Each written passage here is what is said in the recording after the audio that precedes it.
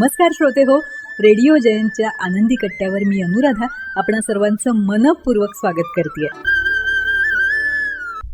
श्रोते हो, आजच्या आनंदी कट्ट्यावर डॉक्टर सुनील इनामदार यांच्या संग्रहातून वाचनात आलेला एक अतिशय सुंदर प्रसंग आणि त्या प्रसंगातून मिळालेला एक अतिशय सुंदर विचार तुमच्यापर्यंत पोचवते.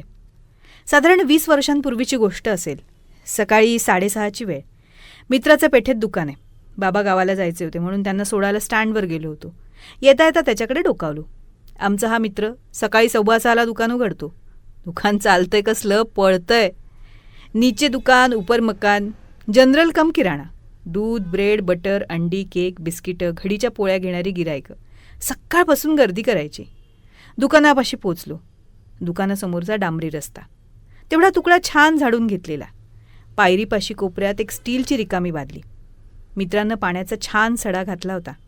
पाण्याचा ओलेता वास येत होता. पायरीसमोर वहिनी रांगोळी काढत होती. मी दुकानात शिरलो. पाठोपाठ वहिनीसुद्धा घरात शिरली. 5-10 मिनिटं गप्पा झाल्या. मग बेल वाजली. दुकानातला पोरगा वर जाऊन चहाचा ट्रे घेऊन आला. बेल वाजणं म्हणजे चहा तयार आहे. गुटक गुटक चहा घेत होतो. एवढ्यात एक माणूस दुकानात शिरला. पांढरा शुभ्र पायजमा, पांढरा बंडीसारखा शर्ट, डोक्यावर गांधी टोपी. नमस्कार मालक, कसे आहात? मित्र लगेच उठला. काउंटरची फळी उघडून त्यांना आत घेतलं. बसायला खुर्ची दिली. पटकन वरची बेल वाजवली. 5 मिनिटात पुन्हा चहा आला. एकंदर बडी असामी असावी. मला एक विनंती आहे. वहिनी पायरीपुढे रोज रांगोळी काढते. तू देवाला हार फुलं वाहतोस, उदबत्ती लावतोस, प्रसन्न वाटतं.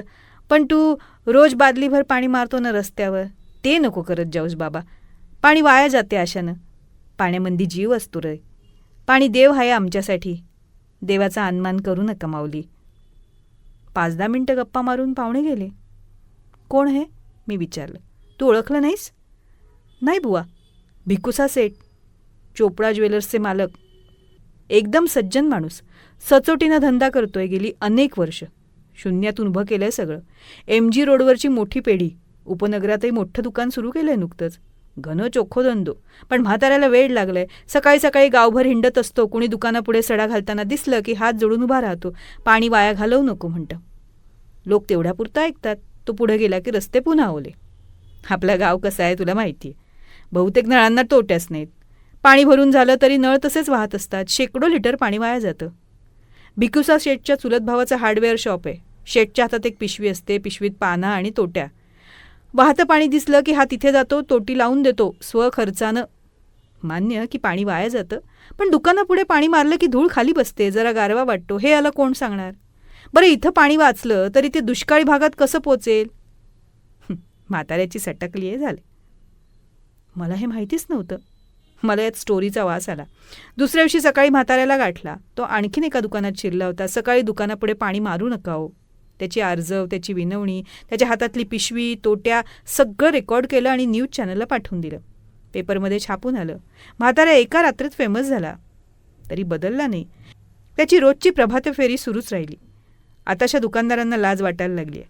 डांबरी रस्त्यांवरचे ओले सडे जवळजवळ बंद झालेत. उघड्या नळाचं वाहतं पाणी बंद झालंय. न्यूज चॅनलवाल्यांनी याचं पुन्हा एकदा फीचर केलं आणि त्याचा छोटासा इंटरव्ह्यू घेतला. ढसाढसा रडला म्हातारा. म्हणाला, मारवाडातलं गाव होतं माझं, पण एकदम कोरडं ठाक. पाण्यासाठी 4-4 किलोमीटर वन फिरायची माझी आई. आणि आईबरोबर मीही. एक एक थेंब प्राण कंठाशी आणायचा. पाण्यात देव दिसायचा आणि इथली उधळमाधळ पाहिली की जीव तुटतो माझा. मला पता आहे लोक माघारी माझी टिंगल करतेत, पण 10 पैकी 1 माणूस तरी ऐकतो. माझं काम झालं की मग. त्याचा इंटरव्ह्यू ऐकला आणि मला म्हाताऱ्यातच देव दिसायला लागला. मागच्या महिन्यात गावी गेलो होतो बऱ्याच वर्षांनी. पेठेतल्या मित्राच्या दुकानी पोहोचलो सकाळी सकाळी. एकदम आठवण झाली. हे त्या भिकुसा शेठचं काय झालं? पेठेतलं दुकान बंद झालं त्याचं. का बरं? झालं म्हणजे त्यानंच बंद केलं. रिटायरमेंट म्हण ना. उपनगरातलं चाललंय जोरात. ते दुकान पोरं सांभाळतात. अरे कोटीच्या कोटी उड्डाणं. म्हाताऱ्यांना त्यातल्या एकाही पैशाला हात लावला नाही. डोंगरगावला मोठी टाकी बांधून दिली आईच्या नावानं. बाया बापड्यांचे उन्हाळ्यात फार हाल व्हायचे.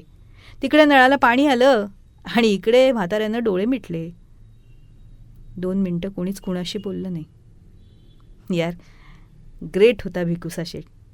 मी मनातल्या मनात त्याला हात जोडले आणि निघालो. अहो, कालचीच गोष्ट. सोसायटीत एक जण रोज गाडी धुतो, त्याला गाठला.